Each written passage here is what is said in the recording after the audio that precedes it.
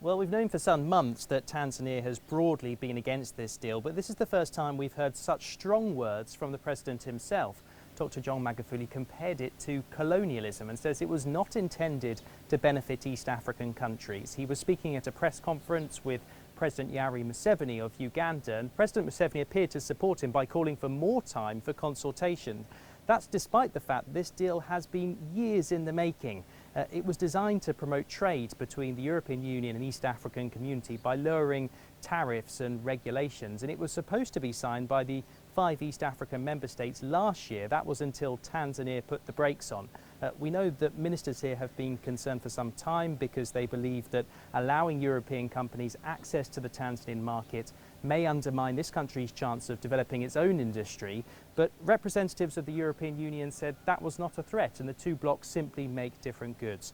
But as it stands at the moment, looking at President Magufuli's strong words, there is little chance that this deal, in its current form, will go ahead. Dan Ashby, CGTN, Dar es Salaam, Tanzania.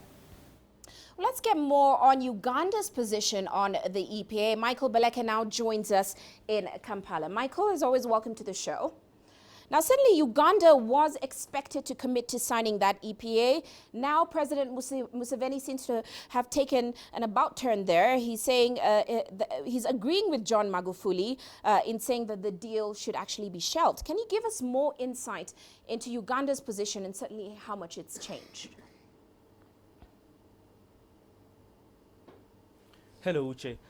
Unlike other East African countries, of course, that have a definite position, Uganda has previously showed that it did not have any clear view on where it stands in regard to the Economic Partnership Agreement. President Museveni has in different forums and previously been quoted saying that, of course, the Economic Partnership Agreement is good for the region and a stimulus for growth. He says duty-free and quota-free access to the European Union market offers enormous opportunities for Uganda and the region as a whole. But recently, while meeting the IMF chief, Christine Lagarde, Mr. Museveni said he was moving cautiously and considering the agreement with the European Union. And certainly he has maintained that position while in Tanzania at the meet with President John Magufuli. Now, like he did mention, the EU is one of Uganda's leading export markets destination. It's actually its second leading export markets destination. So what are the pros and cons of this deal for Uganda? Uche, there is no doubt that the European Union provides a vast market for Uganda, for Uganda's goods. Coffee, cut flowers, tea, fish and vegetables have dominated the exports from Uganda. But there are numerous efforts by the government of Uganda, and one of these efforts is value addition. And trade experts here believe and warn that the EPA will undermine value addition efforts here in Uganda when European goods just flood into the market quota-free and tax-free. And of course, this will affect the subsequent industries like the agriculture industry. And the civil society, of course, also argues that the very extensive elimination of import tariffs will affect revenue collection. Uganda depends on revenue collected to provide services to its people, and it will also affect budget constraints. So, Uche, the argument is that trade between Europe and Uganda has been there, but has not paid off as much as it has with Uganda's neighbors. For example, South Sudan, a country at war. Uche? Quite interesting. Well, Michael, one of the points President Museveni put forward was the fact that this deal was causing disunity between the East African community.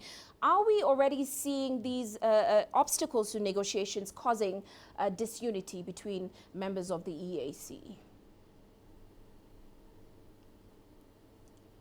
Which are one of the major objectives of the East African countries is to promote regional integration. Now we know Kenya has signed and ratified the EPA agreement.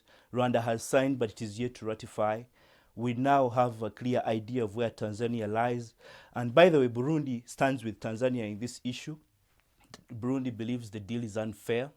And Uganda remains, of course, despite President Museveni's recent comments in Tanzania and, of course, with the IMF chief, Uganda remains a bit undecided. So this shows clear disagreements between states which are supposed to work together in terms of trade, infrastructure development, among others. So, and civil society are pushing for a review.